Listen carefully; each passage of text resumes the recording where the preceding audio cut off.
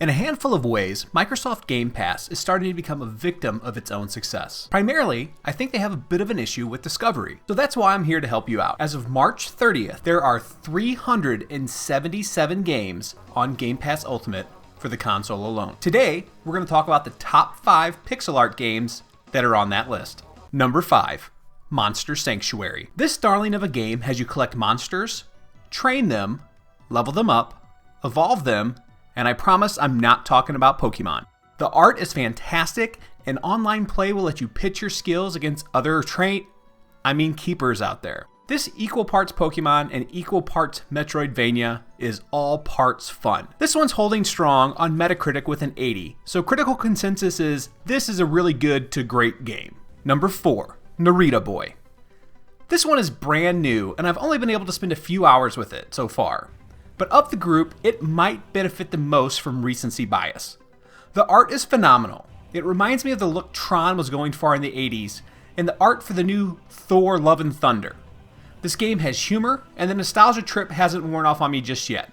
However, it's only rocking a 74 on Metacritic, but even good games deserve to be loved. Number 3, Wargroove. Back when this game first came out in 2018, I had the following to write about it. While the game is visually stunning, it isn't all flash and no substance. There is a compelling campaign with well-written characters that range from humorous to sullen and righteous to shifty. There are also a number of optional side missions which progress individual character narratives outside the main story. These side missions, once completed, unlock options for you to play as different characters in the arcade mode. Besides the main campaign, Wargroove has a number of ancillary systems as well. There's a map editor and a campaign editor, as well as the ability to upload your maps and have other players take part in your content. This user-generated content could lead to Wargroove having a long tail for die-hard and casual fans alike. Online co-op play will also be cross-platform between the PC, Xbox, and Switch. Chucklefish swung for the fences with this one and hit it out of the park. The title is currently sitting with an 82 on Metacritic, saying most people agree you can't go wrong with this one. Number 2, Undertale.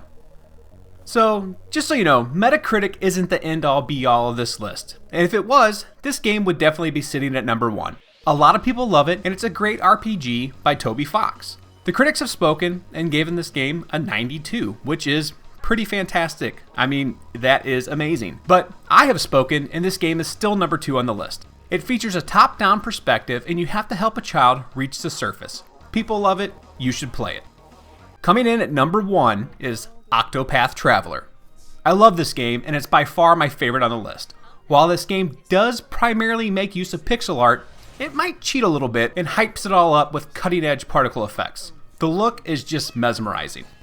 I had this to say back when I originally reviewed it when it first came out in 2018. Combat in Octopath Traveler takes place in turn-based battles. While JRPGs started to employ active time battle systems in the 90s, there's none of that here. Enemies have armor that is represented by a shield and are weak to certain attacks. Hit them with their weakness and eventually their armor will break. Breaking the armor of bosses later in the game will become paramount to your tactics. It will interrupt their most powerful abilities. Left alone, these attacks could wipe out your party. The biggest criticism against Octopath Traveler is that there does not appear to be a singular unifying big bad that threatens the world and pulls all the characters together. Frankly, I don't find that the game needs one. It's refreshing to take control of these 8 different characters and see the world through their perspective and deal with their problems that are important to them. Not everything has to be of such proportions that it threatens the world's existence to make you want to get off your couch and do something about it. So that's what I wrote 3 years ago. Looking back, I think I do wish there was a stronger narrative thread that pulled them all together, but I still love this game, and I can't wait for the sequel. That's it, ladies and gentlemen, the top 5 pixel art games on Xbox Game Pass for April. Let me know in the comments below what your favorite pixel art games are on Game Pass as well. If you enjoyed this video, make sure to like and consider subscribing if you haven't already. Thanks, and I'll see you next time. As a bonus, I'll leave you with one more game on this list, Dead Cells. This is one of the premier roguelike games that is coming out in recent history.